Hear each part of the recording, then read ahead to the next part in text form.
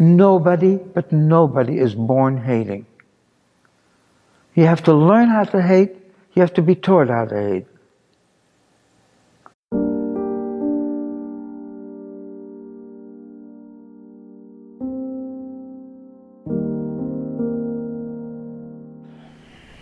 Hello, this is John Ricciuti from Mainline Television. My guest today is Holocaust survivor Danny Goldsmith. Danny? Hi. Pleased to meet you. Same here. The Germans invaded Belgium in 1940. Yes, they invaded Belgium in May 1940. As soon as the Germans invaded, my family, which is my father, my mother, my baby sister, and myself, tried to flee the Germans on foot, and we were going towards northern France. But the Germans caught up with us so quickly that we never made it. When the Germans caught up with us, they made everybody turn around and go back wherever they came from.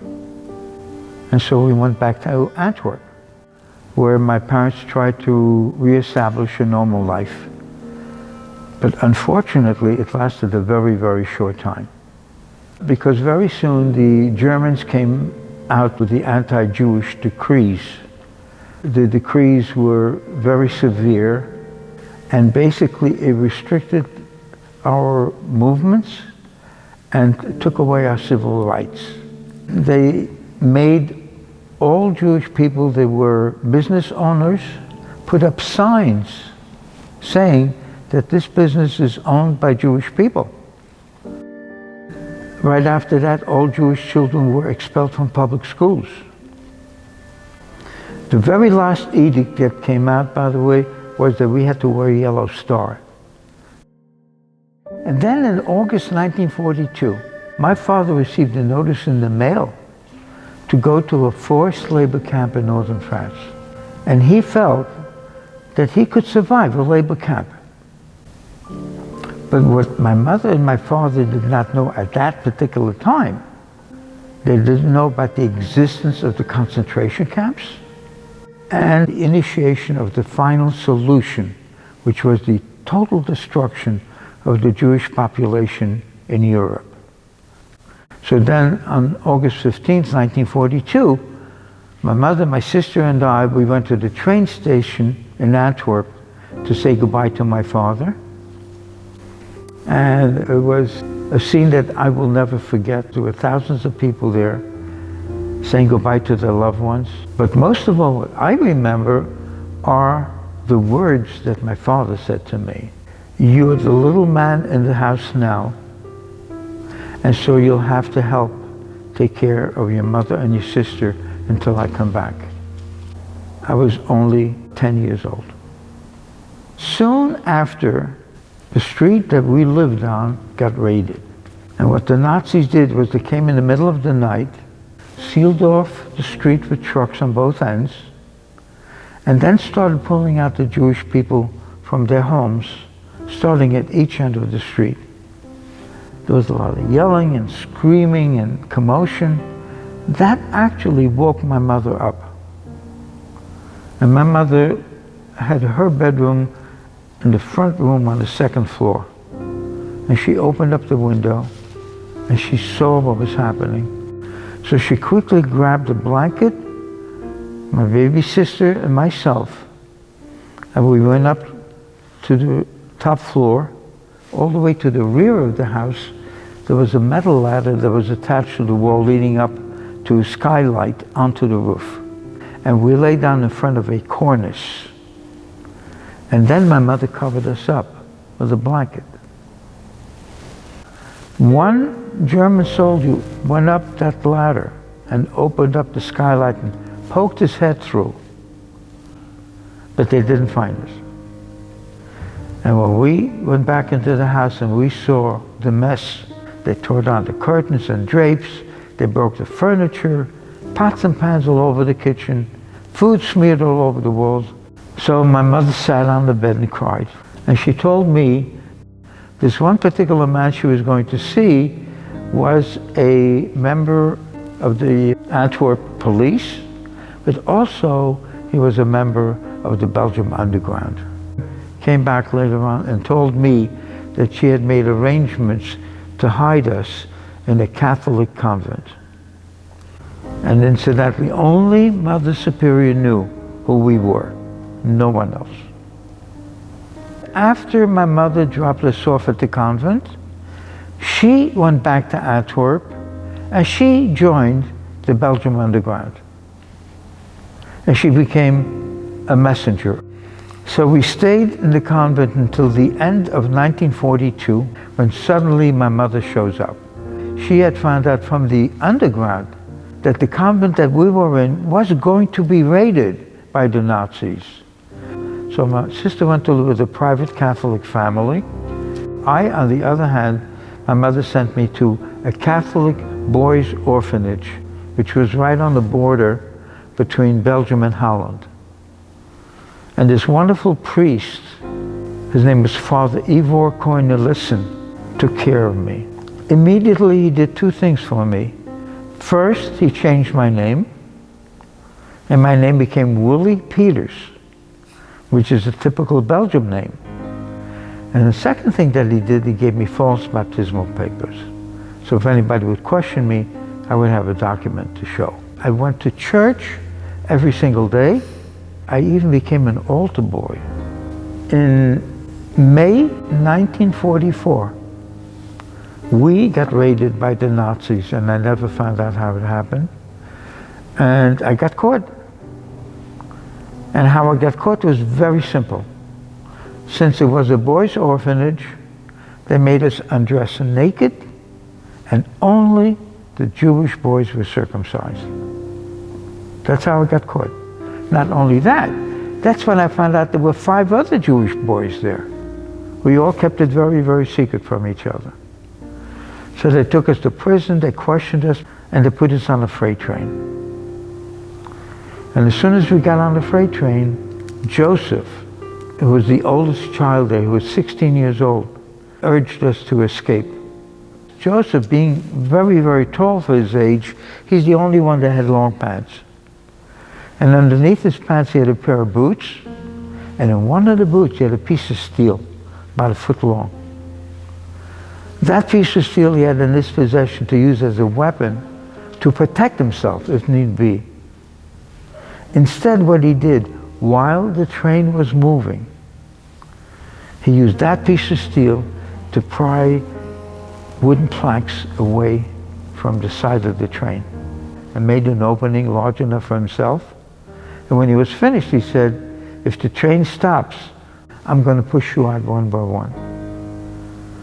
And the only advice I can give you is when you jump out of the train, roll away from the tracks to minimize getting hurt.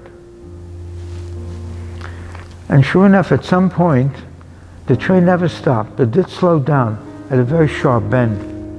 The train slowed down. He said, that's it. And he pushed us out one by one, and all of us escaped. But after a couple of days, things got very bad. First of all, we had no water and no food. In addition to that, the sprains were getting worse, and the cuts were getting infected.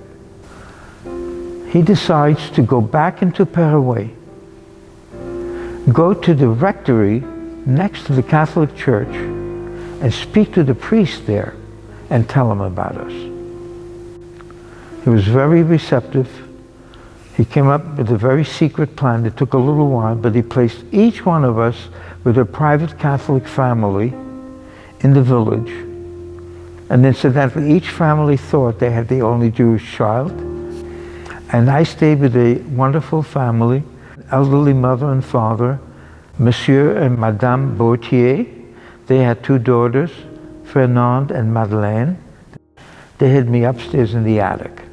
And I had to be absolutely quiet because Paraguay was a very, very small village. Everybody knew everybody else, so I couldn't make any noise. The only time they would let me out was at night. What I didn't know was that while I was in hiding, that my mother had kept track of me, and she had found out that I had been caught.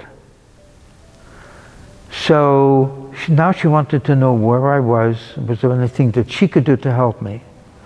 In order to do that, she was going to see another priest in the city of Namur. He was a member of the underground, so she thought that maybe he might be able to help. So she made an appointment to see him. Unfortunately, the day my mother arrived in the city of Namur for the appointment was also the day the Allies bombed the city. And my mother was caught in the air raid, and my mother completely lost her left leg. It was severed from her. And she lay there in the rubble, and she almost bled to death, except fortunately people found her in the rubble and took her to a hospital in Namur. In the fall of 1944, we were liberated by the American soldiers. As soon as we were liberated, the Boche family was nice enough to start looking for my mother.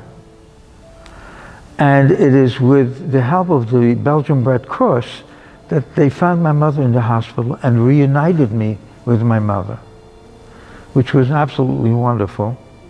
Unfortunately, because my mother had lost a tremendous amount of blood, she couldn't take care of me. So there's an American organization called the Joint Distribution Committee that came into Europe and started pulling out the people and putting them either the DP camps, displaced person camps, or homes. I was put in a home called the Home de là-bas. Half the building were Jewish children, and the other half of the building were all American soldiers. May 1945, the war ended and the American soldiers left. And very shortly after the American soldiers left, more Jewish children started coming in. All of them were coming back from concentration camps. All of them were orphans. And that is how we started to learn about the horrors of the Holocaust. And when the building filled up with approximately 300 children, we had major, major problems. Some of us were physically sick, some of us were mentally sick, some of us were emotionally sick. So the people that took care of us realized that we needed more individual attention. So they took, in my case, 50 of us and brought it to a much smaller home and called the Home de Provençal, where a Dr. and Mrs. Jaffe lovingly brought us back to childhood. He was a medical doctor, she was a psychiatrist, and they actually had to teach us how to be children all over again and not to be afraid. And it was a wonderful time. Except for me personally, it was a terrible time. And the reason was that while I was in that home, 3 different people had come back and told my mother that my father was not coming back anymore, that my father had died in Auschwitz. When my mother was getting better, she wanted to have my sister back. And the people that had hidden my sister had actually grown to love her, because remember, she was a little tough. They didn't want to give her back. And were giving her a hard time. She didn't know what to do. My father's younger brother, my Uncle Murray, who lived here in the United States before the war, when the war broke out, he joined the army, he fought in the European theater, and after the war, he started looking for us, and he found my mother just at the time that she was having a hard time getting my sister back. And she asked him if he could help. And he says, I'll take care of it. And he used his influence as an American soldier to get my sister out. My mother also had made arrangements with my uncle that when he got back to the States, that he would gather our family, get them to sponsor us, which they did. We boarded a ship in Antwerp in Belgium, and it took us 10 days to get to the United States, and we arrived here on April 17th, 1948.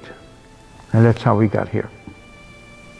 I speak about the Holocaust because that is a story that must be told, must never be forgotten, and must never happen again. Unfortunately, and I'll say this very unfortunately, it is not being taught properly. A lot of people here in the United States, let alone in the rest of the world, don't know, the youngsters don't know about the Holocaust. So it's important that we do tell the story so they are aware of what can happen. I'm also speaking because I believe that you should be an upstander, not a bystander. When I speak to the children in school, I tell them that when you see something wrong, say something or do something. Don't turn your back and walk away. Hitler was an authoritarian figure. But guess what? He got elected legally in 1932. He was part of the German parliament. And then he took over. And he became a dictator. Hitler was an anti-Semite. So one of the first things that he did was to institute what is called the Nuremberg laws, which took away the civil rights of the Jewish citizens in Germany. Not only the people that lived there, but Jewish citizens that fought for Germany in World War I. He finally got Eichmann to come up with a plan about getting rid of the Jews in Europe. They came up with a quota. You got to get rid of so many each few months. And he blamed everything on the Jews. The fact that the Germans lost World War I was blamed on the Jews because he felt that the Jews controlled the money and manipulated the world. And so we must never have an individual like a Hitler come up again.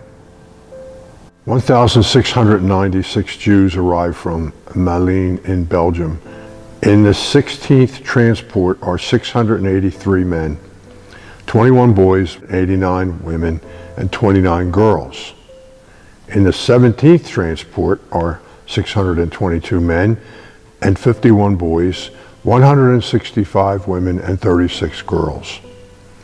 After the selection, 702 men and 75 women from both transports are admitted to the camp. The remaining 919 people were killed in the gas chambers. What you just read to me was a record that the Germans kept. When the Holocaust Museum opened up in Washington, D.C., we went down there. And when I started talking to the librarian, and when she found out that I'm from Belgium, she got very, very excited. She had received a book from Belgium listing all the Belgian Jews that had been deported to Auschwitz. That's when I found out anybody who was deported from Belgium went directly to Auschwitz. What you read is a passage out of a book called the Auschwitz Chronicles, 1939 to 1945. It is mind-boggling to me anyway, that the Germans kept such accurate records every single day of what happened in Auschwitz, day by day. I looked at in that book, and son of a gun, I found my father's name among them, prisoner 946. I said, oh my God. And lo and behold, I find that my father arrived in Auschwitz on November 3, 1942. And then I went, remember they had the serial numbers that were tattooed on the arms? Yes. I went and looked at those numbers. My father's name was not among them. So when it says at the end that 942 people are killed in the gas chamber, that's what happened to my father. I went back to Belgium in 1988 to retrace my steps, and I found my house. I found the Hebrew school that I went to. Did you ever go to Auschwitz? Yes, I did. And this is just not too long ago. I wanted to put that to bed. So I had a trip going to Auschwitz, which in the beginning was very traumatic for me. We went from Berlin to Warsaw, to Krakow, then to Auschwitz. Did you think of your father when you were in Auschwitz? Oh, absolutely. I had a wonderful guide. I had that document that showed when my father arrived, and he had excellent knowledge, and unfortunately, that gas chamber no longer exists. Okay, so I was not able to see where he died. Were you always in fear? I lived in fear. I thought for sure when I got caught that I was going to die. But at the same time, I lived with a very, very strong word, and it's called hope. I wanted to survive. I wanted to be reunited with my family. That's what drove me to stay alive.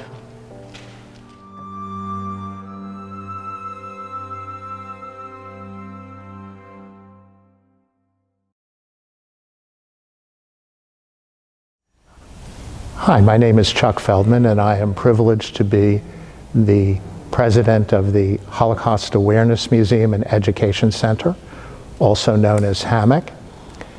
Our organization and our museum was founded by the late Yaakov Riz and his wife Sheila Riz. Their founding of the museum in 1961, we became the first Holocaust museum in America that was open to the public. Yaakov was born in Poland, and at the age of 15 had the opportunity of being in the streets of Lutsk, Poland, and heard Zev Jabotinsky, who was warning the Jews about the fact that the Nazis were about to invade. Yaakov went home, told his parents that they had to leave. They looked at him and said, "Why? You heard somebody in the street talking, and besides, where would we go?" After a while, Yaakov, who was a teenager, decided he would leave his family. He went into the Soviet Union. He joined the Red Army, but when they found out he was Jewish, they arrested him and put him into the Gulag in Siberia. While he was a captive there, he made a promise to God. That promise was that if he survived, he would tell the whole world, and especially young people, about the Holocaust. Well, he did survive, and after the war, when he was released from the camp, he made it back to his home, only to find that all 83 of his relatives had been murdered. He went to what was then Palestine, fought in Israel's War of Independence, and subsequently met his wife, Sheila Riz. They got married, they came to America, and moved to the Oxford Circle section of Northeast Philadelphia. And a few years later, in 1961, Yaakov fulfilled his promise to God. Our heroes, our survivors, have spoken to over 200,000 young people in the state of Pennsylvania alone. Please, if you have any contact with any schools, please contact us. Hate never takes a vacation, so neither can we.